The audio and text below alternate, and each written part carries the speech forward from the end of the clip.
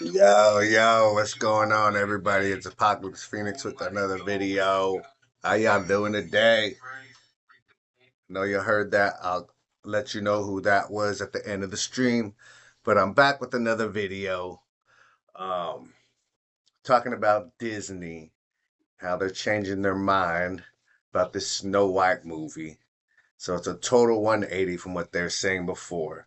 We're gonna get a piece of how it was going before and how it's going now. But remember to like, subscribe, follow, share this video. I appreciate everybody who's coming here to check me out. But we're gonna get into the video now. This is at the Ruben Report, cool YouTube channel. I've seen a bunch of his videos. I remember this Apocalypse Phoenix. I'll give you all my social medias and all that at the end of the video. But just remember to like, follow, subscribe, and share this video. All right, let's get into it, y'all. So this is Miss Rachel Zegler. She's became a little infamous. I guess she came out, so the first kind of her breakout role was that remake of the West Side Story. I never seen it myself. Maybe I'll check it out. Well, I don't know. I'm not into musicals, even though I heard it. The original it's a good story, but you know what they're doing with movies nowadays, so it's like I kind of don't want to. But I don't know. Hit me up in the comments. Let me know. Should I check it out? Is it worth it? What do you think? But okay, let's get into this video right here. There's a big focus on her love story with a guy who literally stalks her. Yeah. Weird. All of these amazing things that happened for that film are the reason that you and I really get to sit here today. So Disney's new Snow White star, her name is... You hear that? That's total 180. Changing their whole tune.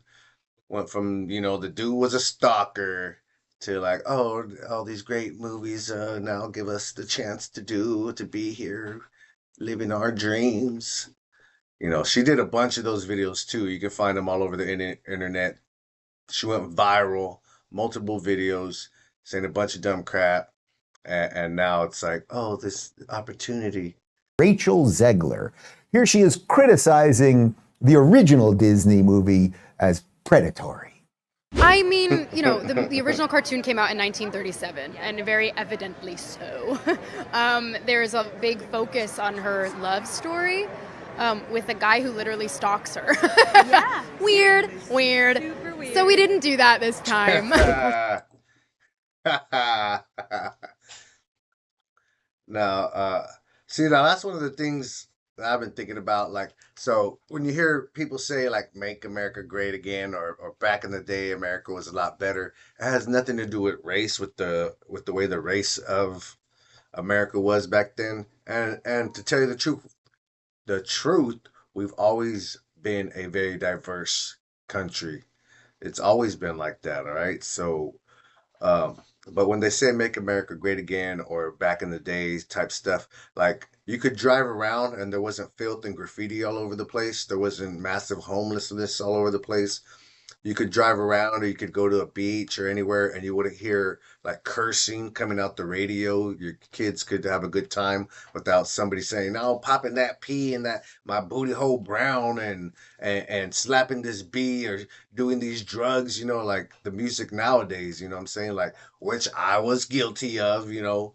But I've changed my tune. I got saved. And now I do Christian music, you know what I'm saying? So I can uplift people. Stuff you can play around your mom, you can play around your kids, and it's good music. Let me tell you, you know, anybody who's dropped by and listened to my stuff, the new stuff, they can tell you, man, that it's fire. So that's what they talk about. So back in the day, there was more wholesome, you know, wholesome values. Women were more modest in the way they acted and the way they dressed. So were men, you know what I'm saying? Men were men. We would get up, go to work, and we fight in wars whenever we needed to. We stood up for freedom. We stood up for our values. We stood up for teaching our kids what we wanted instilled in them. You know, it wasn't about what the school wanted to indoctrinate them with. So don't get mad when you see a "Make America Great" hat again or a shirt. That's what they're talking about. times when America was modest. We were doing good. We're at the top of education. We're at the top of just of technology. We're at the top of living. What's the word?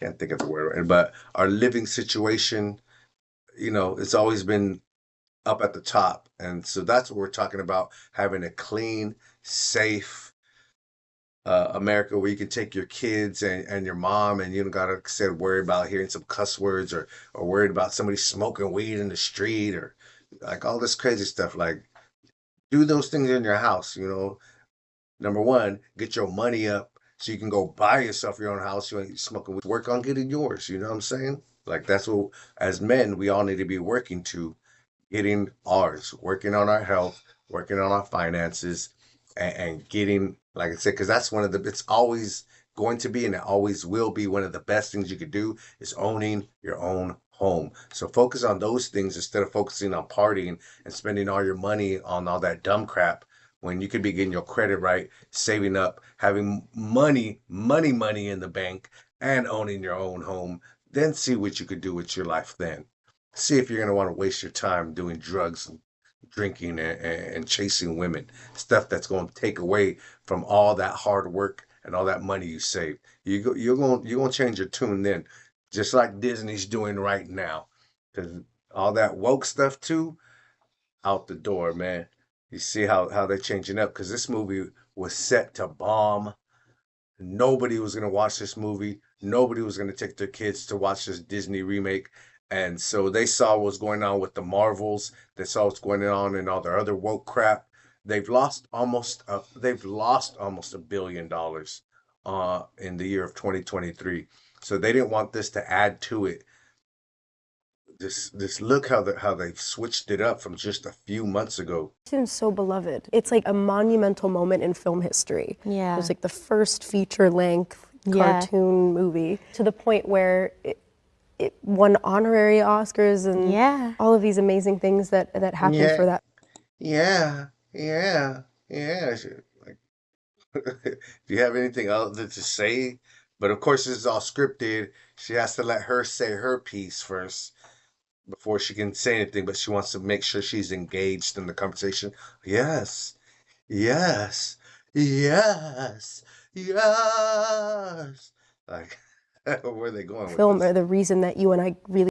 And number one, we all thought this about Snow White in the first damn place. We all knew it was an awesome movie. We knew it was great in the history of movie making, the first full-length animated movie. We knew all these things. That's why we do love Snow White. That's why it's lasted so long. That's why you can show it to your kids now and they will be intrigued by it, by the story, by the animation. It's such a good movie that was made in 1937. That's why it's a classic. Almost damn near 100 years later. We're in 23. So 33, it's about 17 years short, but it's closer to 100 than that. You know what I'm saying? Like, yes, we know this about Snow White. That's why it's a classic. That's why we loved it. That's why everybody got pissed off when they heard you degrading it, talking bad about it. No, the prince didn't stalk her. She actively looked for him multiple times throughout the movie.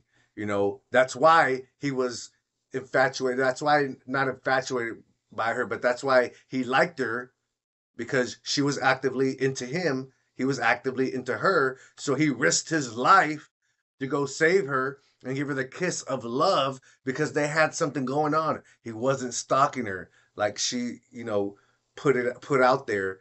And again, that's what started her whole downfall, was putting down this movie and talking crap about it and lying about the whole premise of the movie.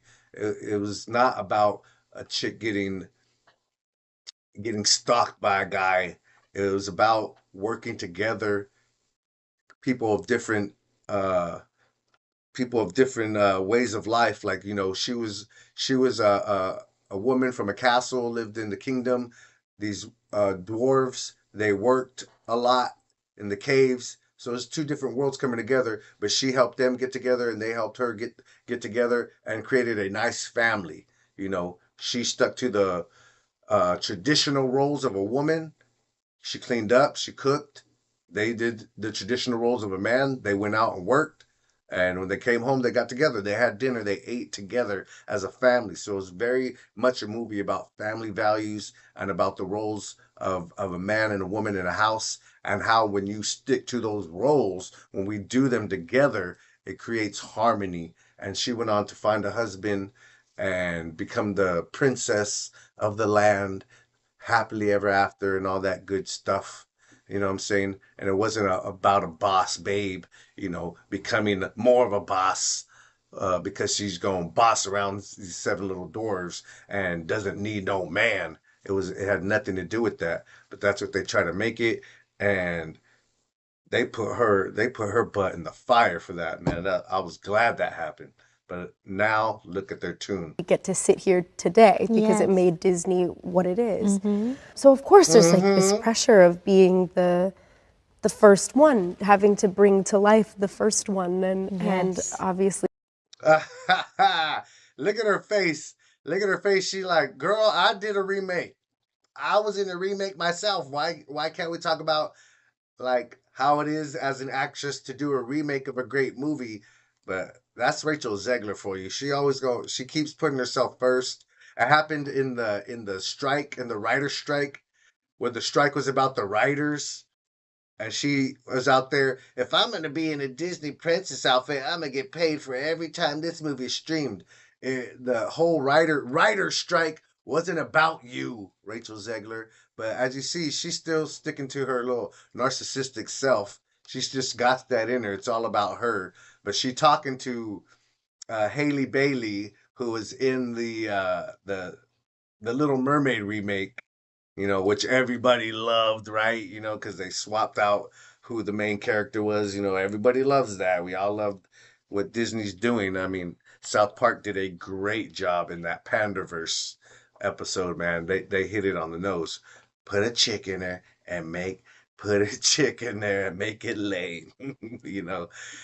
So yeah, they race swapped the main character, did all this other dumb crap, and it flopped. It was another flop. But look at her, she's talking about, oh, me being the first one. The first one. She's like, girl, I did a movie already. You're not the first. Yeah, you're doing a remake of the very first animated movie, but Disney already has like 10 remakes out. You're not the first, girl. But look at her face. She like, this bee. She's still, she don't want to be there as much as Rachel Zegler don't want to be there. But just take a look at her face. Are they having a great conversation? Is that the face of somebody that's happy to be there? Like, she like dead. She like, man, like somebody farted, bro. That's what it looks like. She looks like somebody who farted. Why do I gotta listen to this girl keep spewing this garbage out of her mouth? Like, pay me so I can go home. That's come with a lot of pressure that I've put on myself, and also, I mean, much like Hunger Games, there's just a very dedicated group of people who love Disney cartoons. I'm one of them. I love. After saying she hated Snow White, she watched it once when she was a kid. She got scared. She didn't like it. Never watched it again. But okay, all of a sudden, she loves the movies. Everything that the Disney company has put out in the past a million years, 100 years this year. And I get it. She's just the irrelevant actress. She's just a footnote in history and doesn't really know what she's That's true. talking about. But then how about instead of trying to destroy Snow White, a story that everyone remembers, that everyone watched when they were a kid and nobody thought it was about predatory behavior or anything evil. How about you guys create new things? But Disney can't create new things because wokeness is the end of creativity. It's Yes. All this swapping of characters, just make a whole new story and call it something else. Have whatever characters you want in there. People aren't getting mad because of the race that you're swapping characters. But like, here it is. A lot of these stories were written by white people from like the Netherlands and stuff like that. So that's why they have white characters in there, to go ahead and just swap the race. What if there was a story from Kenya, from Africa, right? And Disney went ahead and made the story that is from Africa, from Kenya, Africa, from a tribe from Kenya, and they're like, "Hey, but we're gonna swap the main character for another race." They put a Chinese girl, they put a white girl, who cares? But they take out the Kenyan, the person from Kenya that would be the lead character, and they just put another race in there. Would that be all right? You don't think that that would get the people from of Kenya upset that had their story being told, their beloved story, and then they just like, we're gonna change the main character, you know? So it's not that nobody doesn't like people of color. It's that you're changing characters from a certain place on earth, their culture, their history, their stories, and to pander to other people, you're just going to change the main character's race just because you want to pander to somebody else, not caring about the history of that story and the people that it came from. So wouldn't be okay if you did that from someone from Kenya. Or what if made Milan? What if we made Milan, a white girl, because it's like, hey, change the race. We're just changing things up. It's just diversity. Everybody in Mulan was like Chinese. So what if we just start throwing other characters from different races in there? It's not going to make sense. Same thing with the Little Mermaid. Same thing with these other characters. They were written from European people, so that's why they have European people in there. You can't get mad that these stories have European people in there. And then when people are upset that you're just race swapping just to pander to people, turn around and call us racist. Because there was a bunch of people of color that didn't like that they changed it either. Were we racist too? How can we be racist? How can we be racist if we're the same color? It's nothing about that, but you guys are just pandering to people. You don't care. And obviously you see that most people didn't watch it. So most people don't like that you're doing it. It's not just one little group of people. It's most people. Or else these things wouldn't be, or else these things wouldn't be flopping. They would be doing great if people didn't care about you changing the characters. But obviously we do. So quit doing it. It's stupid. That's plain and simple. It's stupid to change out somebody else's race just to pander to somebody else. The story that's their story. That's their history, bro. So let's get to the end of this video. Why it destroys comedy. It's why they destroyed Star Wars. It's why they can't do anything with the Marvel movies anymore, and everything is just repetitive drivel because they cannot create. That's true, man. That wokeness, it cuts out creativity. That's why we haven't had anything really good. I mean, I saw that movie Godzilla -1, but then again, like it's off a IP that's already been around for years. Like, let's get back to good stories. There's plenty of books. There's plenty of good stories out there that you guys can borrow from. Make new movies. Give us something new. I mean, we don't need to just be going in the circle of remakes.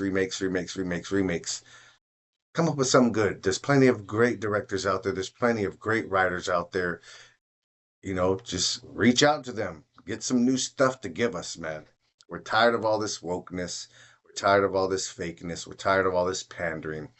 And as you see, that's why Disney went and changed their tune, because they are losing money. Go woke, go broke.